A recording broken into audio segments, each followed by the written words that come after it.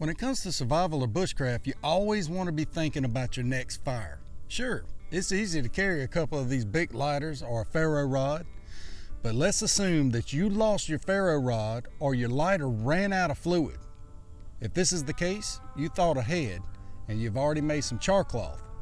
You'd still be able to start a fire.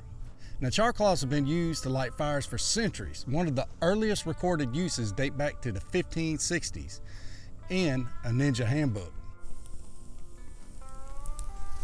Now I'm going to demonstrate how to make charcloth in order to be prepared to start future fires. What is charcloth? Well, charcloth is usually made from organic fabrics such as cotton. Old denim jeans work great for this.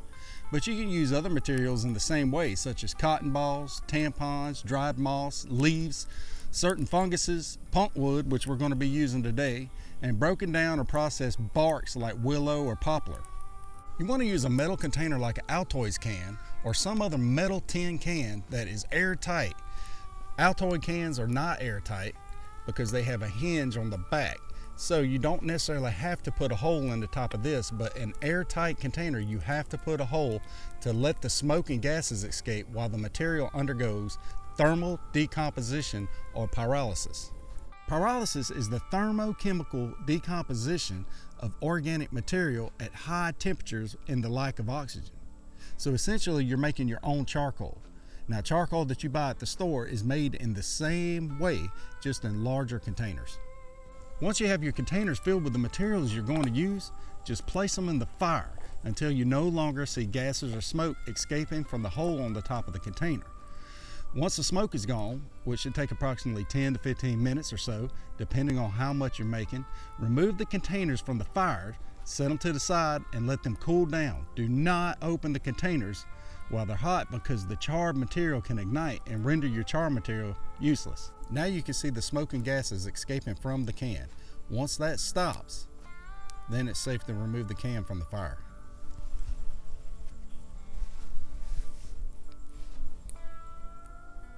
All right, it's been about 15, maybe 20 minutes. There's no more gases coming out. So we're going to go ahead and take these out of the fire.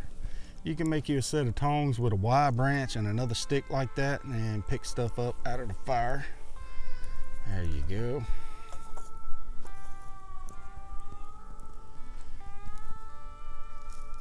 Comes in kind of handy when you got a bunch of hot stuff. All right. Just like that again. Now remember, let that cool off. Do not open it up because it can still catch flames once you open it up. Now that your charcloth is cooled off, you have enough material to start so many fires.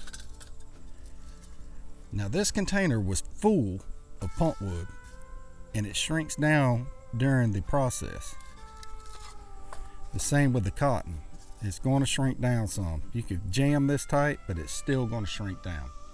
Now you can use an old big lighter or a flint and steel to light your new charcloth. Charcloth will burn with the slightest spark, and it provides a hot ember that you can then transfer to a tinder bundle and blow into flames. One little strike. One little strike and it is hot. And it's going to be easy to transfer this into your tinder bundle. You got your sparks there. Just place that inside your tinder bundle.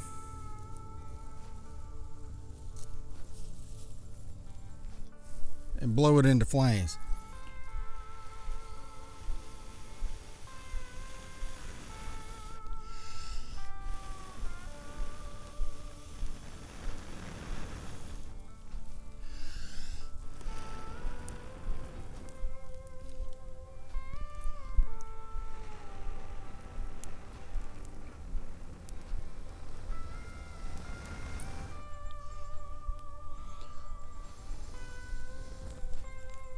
It's not that hard to do. Hey, I hope you enjoyed this video. If you did, like, follow, and comment, and I'll see you next time. God bless you.